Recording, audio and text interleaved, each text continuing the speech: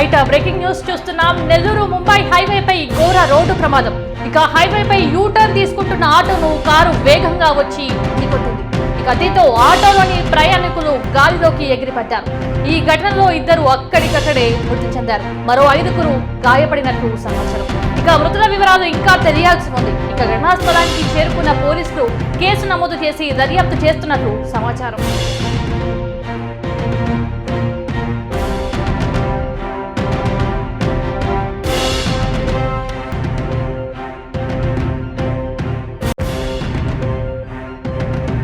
Right breaking news చూస్తున్నాం. నెల్లూరు ముంబై హైవేపై ఘోర road ప్రమాదం. ఇక హైవేపై యూటర్న్ తీసుకుంటున్న ఆటోను కారు వేగంగా వచ్చి ఢీకొట్టింది.